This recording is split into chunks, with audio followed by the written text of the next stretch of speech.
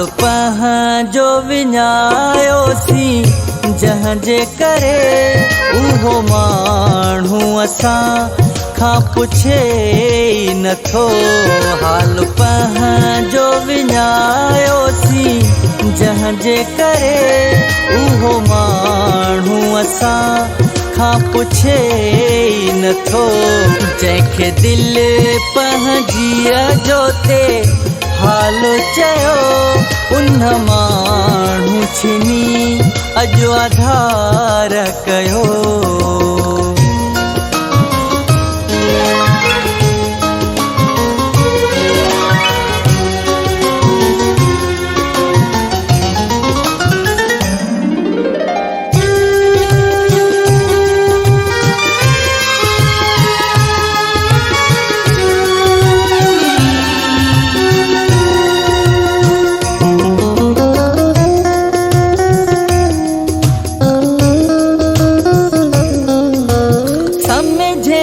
असांखे तूं यार चरियो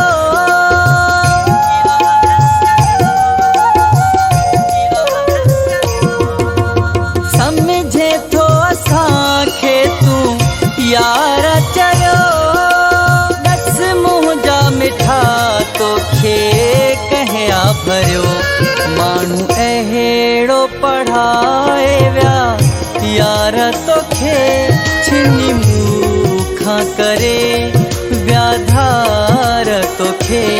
जंहिंखे दिलि पंहिंजी जो ते हाल चयो उन माण्हू छिनी अॼु आधार कयो।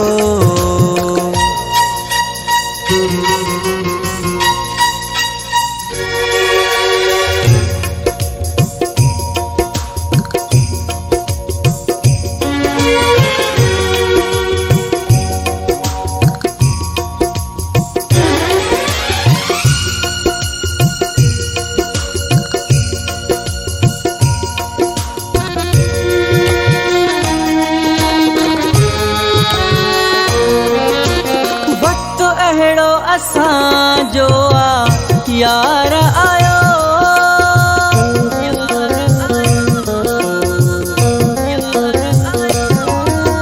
वक़्तु अहिड़ो असांजो यार आयो।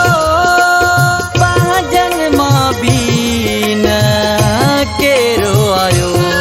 वक़्त साबित कयो अहिड़ो हाल आहे दिल मासी से कोन कांधी थिया। जंहिंखे दिलि पंहिंजी जो ते हाल चयो उन माण्हू छिनी अॼु आधार कयो।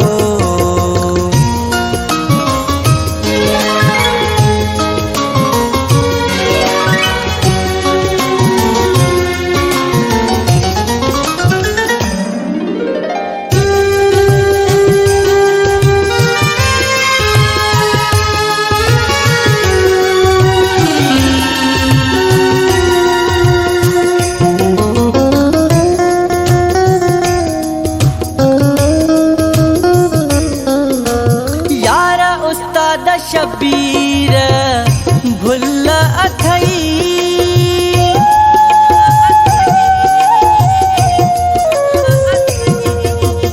यार उस्ताद शबीर भुल अथई। जिनखे थो चाहीं से न गुल अथई। अहिड़ी जाइ ते तोखे धिकारे विधा गंदरा धारिया कोन पंहिंजा थींदा। जंहिंखे दिलि पंहिंजी जो ते हाल चयो उन माण्हू छिनी अॼु आधार कयो। हाल पंहिंजो विञायोसीं जंहिं जे करे उहो माण्हू असां खां पुछे ई नथो। जंहिंखे दिलि पंहिंजी जो ते हाल चयो उन माण्हू छिनी अॼु आधार कयो।